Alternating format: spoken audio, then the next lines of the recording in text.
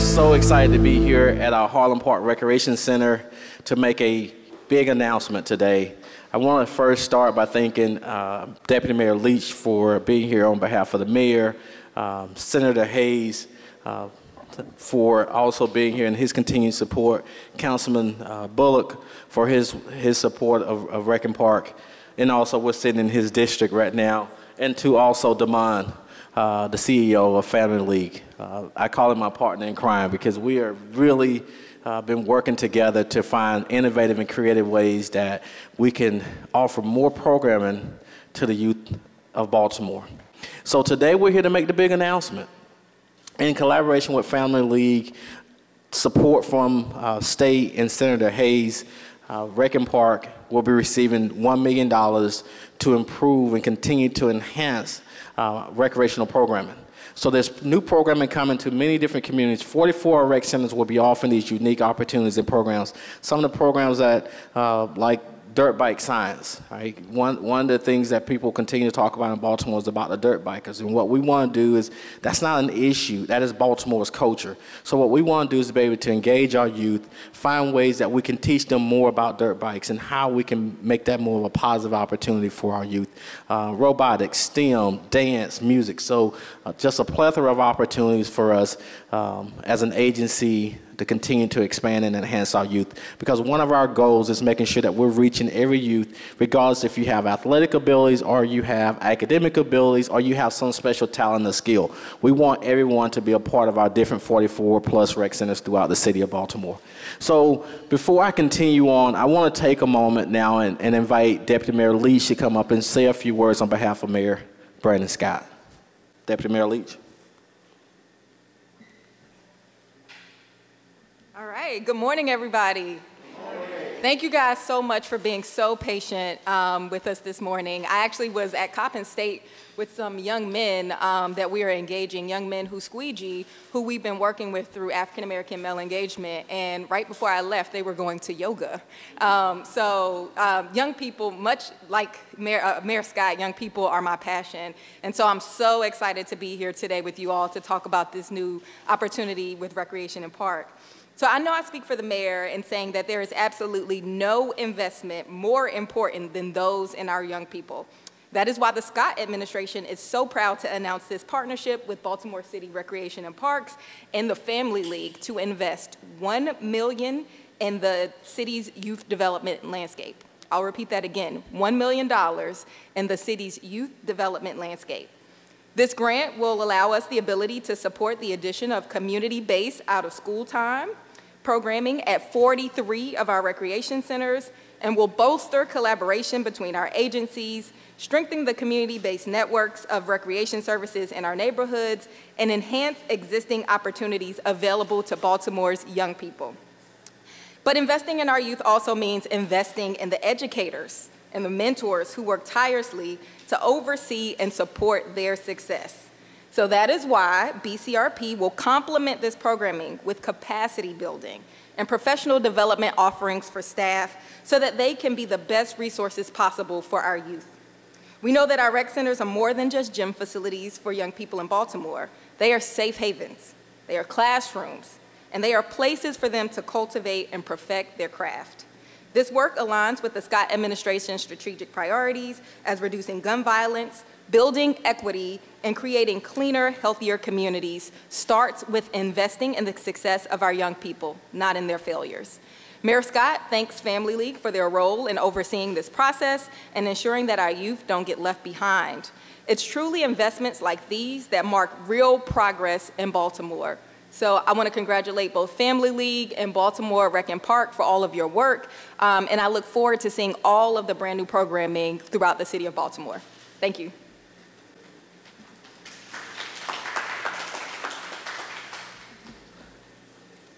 Next, I will ask Senator Hayes to come up and share a few comments. Good morning. And thank you, Director Moore, and my colleague in city government, John Bullock, is here, as well as the head of the Family League, Damon Millard, and Deputy Mayor Leach, who's really hit the ground running. Today is our second day on the road together. Yesterday, I was adventurous to wear an entire suit in the hot sun in front of Hampden Library, and today I've refused to repeat that twice. So, but no, today is a great day to be here to celebrate our young people and Parks and Recs.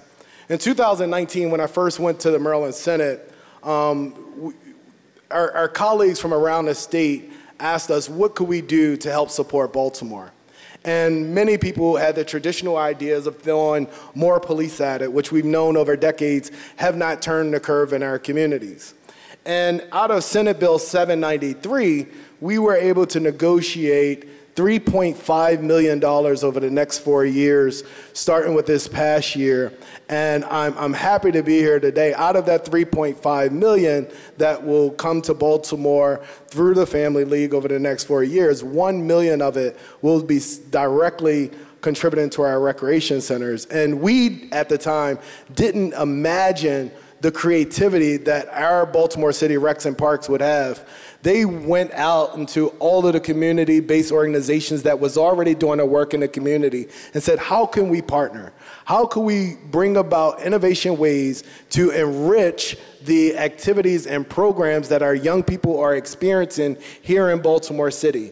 And they was able to attract some awesome partners, and they're leveraging this $1 million way and beyond what we have ever imagined. And so we're grateful to the opportunity to, again, have a city and state partnership to give our young people an opportunity to prevent violence in our communities by giving them active, constructive things to do in our community. And so it's an honor that I come here today with you on behalf of the mayor and the presence of Deputy Mayor Leach to say congratulations, and we look forward to what is next to come for our young people here in the city. Thank you so very much.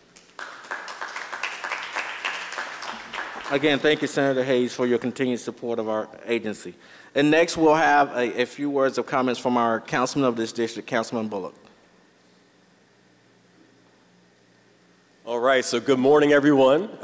Welcome to the 9th District. Welcome to Harlem Park. I was literally on a walk in the neighborhood just a few blocks away looking at some of the conditions. And so we know our young people are products of the communities in which they live. And it's great when we have partners who want to invest in our young people. I say this as a father and as an educator, how much it means in terms of our young people having some of these opportunities. And I was also with Director Moore yesterday as we were announcing the opening of the Charm City Games this week. And so it's very fortuitous that we're here today. Similar to Senator Hayes, was not going to get extremely dressed up in this heat, especially as we're walking around today. But really, it really takes these partnerships between the state and the local level, the nonprofit sector, our city agencies, various levels of government, because really when we invest in young people, we're investing in the future of our city. These are going to be the folks who are going to lead our communities, and I know the burden that it can take on some of our families when we don't have those opportunities. If we don't provide positive, structured activities and opportunities for young people, they wind up going in the other way. So again, I'm a product of recreation, a product of sports and athletics.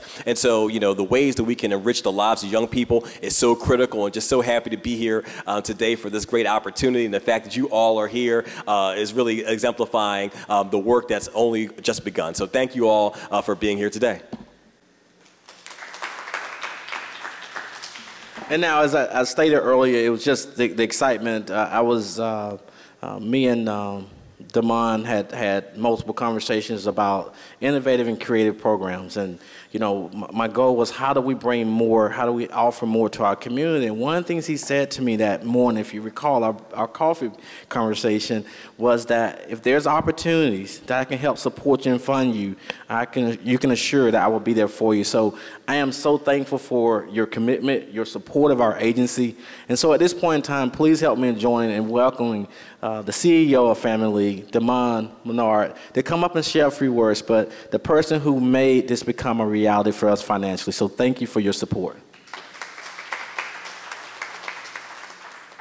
Thank you, Mr. Director, Senator Hayes, Councilman Bullock, Madam Deputy Mayor. So glad for you to be here.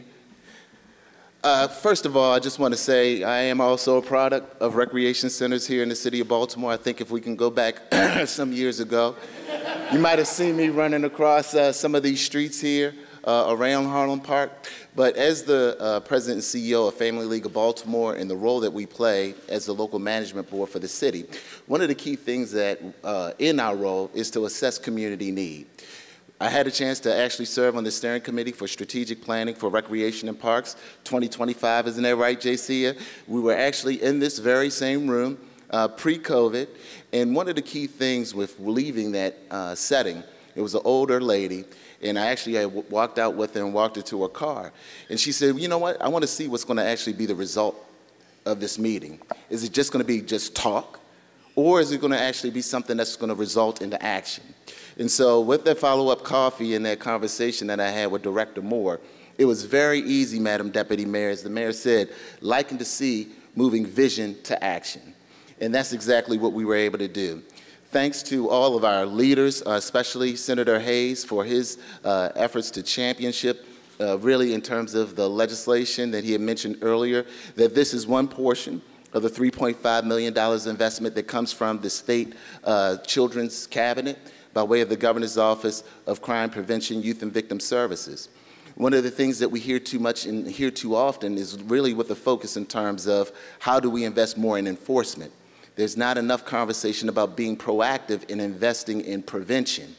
And really, if we just look at the very basic elements in what a former abolitionist in the state of Maryland said, it's easier to build strong children than it is to repair broken men.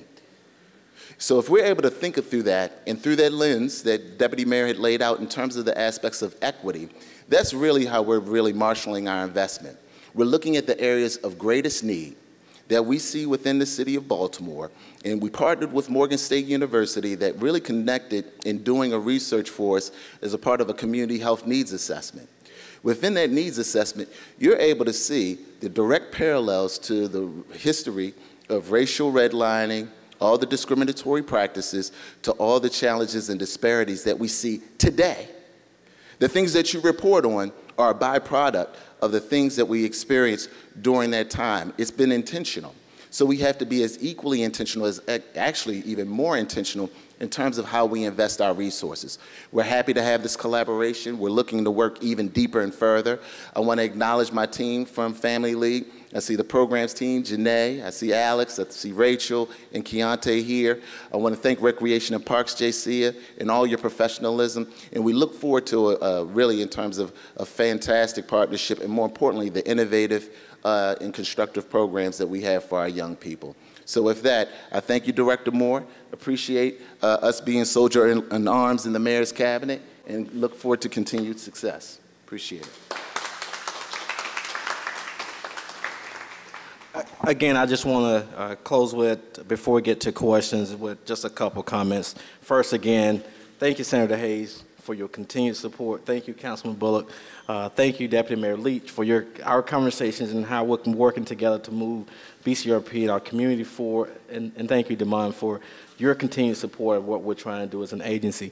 And then I want to thank the Family League team who worked tirelessly with our team to make this become a reality, working through all the paperwork, the documentation to make this a reality. And sometimes it can be time-consuming, but in the end, we all knew it was a common goal, and we want to make sure that this became a reality. And I cannot, will not conclude without thanking my team. Because as a director, you can have all the visions in the world, but someone has to be able to carry that out. And it starts with my chief of staff, Ms. Jasiah Smith, for constantly hearing this vision, this thought, this big concept, everything I'm thinking about when it comes to Rec and Park. And Karen Jordan, who's our Deputy Director of Recreation, that's been here a little over a year. Diane Carpenter, who's our Director of Programming. Tierra for Communication. And then we have Ms. Sharon, who is one of the area managers of this area. But thank you all for that continued support. And please, Deputy Mayor, share a huge thank you to Mayor Scott. Because one of the things I can say about Mayor Scott is he is committed to this community. And he is wanting to find innovative and creative ways to move our community forward. And one of the things I've seen multiple comments that he's made, and he even made a comment even in a town hall meeting I was a part of, the answer is not always policing our way out. We have to find other innovative ways. And as Damon stated a minute ago, you know, building, it's easier to build kids than to build broken men. So we got to start at the heart of where we can change lives and we can give kids opportunities. And so that is what Rec Centers are all about. We want opportunities for kids to come and be a part of different opportunities, not just basketball. Basketball I love football, but what other innovative and creative ways? You know, is there music studios? Every kid loves music, but do they really know all the things there is to know about music? So thank you all, and this is just truly part of this Rec 2025 plan of being more innovative and creative in how we move our program, our department forward. So at this point in time, we'll open up for any questions that you all may have. All right. Okay. Councilman Bolton.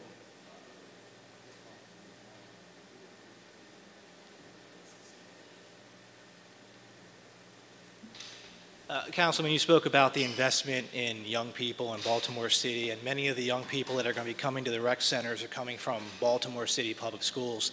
And Fox 45 aired a story last night that 41%, this year, 41% of Baltimore City high school students have below a 1 GPA. So nearly half of the kids going to public school in this city have below a D average right now. In hearing that, what is your reaction, and do you find that type of student success or lack of success acceptable?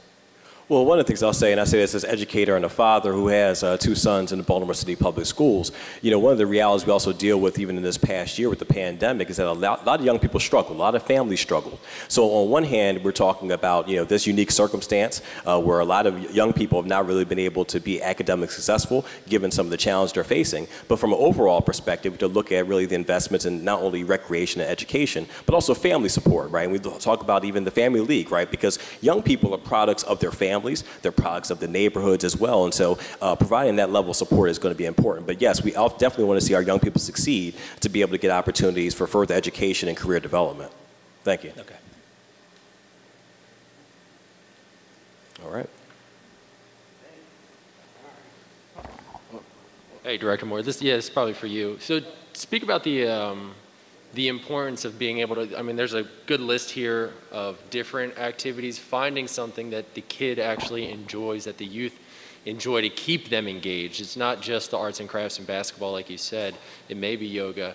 And in term engaging them and keeping them involved and keeping them from doing whatever else they may be doing in the summer. Thank you for your question. You're absolutely right. And one of the things that as we rolled out our strategic plan for Rec 2025, one of our goals was making sure that we heard the voice and was listened to our youth. That's why we've created a youth council. We have 9 youth council members that represent different areas of the city. And their job is to help talk to their colleagues, talk to their friends, and ask about what opportunities, what programming do you want to see in recreation centers. We all can have ideas, but for us, it's about what is the needs that the youth, the teens need to keep them engaged in a safe haven and a safe space. So the programming that you're seeing, these are all opportunities from opinions and input from community meetings with not only parents but with youth. Another thing that we do that is important for us is as we reopen and we open new rec centers, we have community meetings and we bring the community out, youth and adults, because we got to make sure that we want to focus on our youth, but we still have seniors in our community that we need to focus on. We have our young adults as well. And so what we do is we have these program charrettes so that as we're opening these doors, that we're offering programs that this community needs, because every community is unique. Baltimore is made up of 150 plus neighborhoods, and every neighborhood is uniquely different. So we want to make sure that the decisions that we're making is based on comment, support, as well as the information that we're receiving from the community as a whole. All right. Thank you all for being here.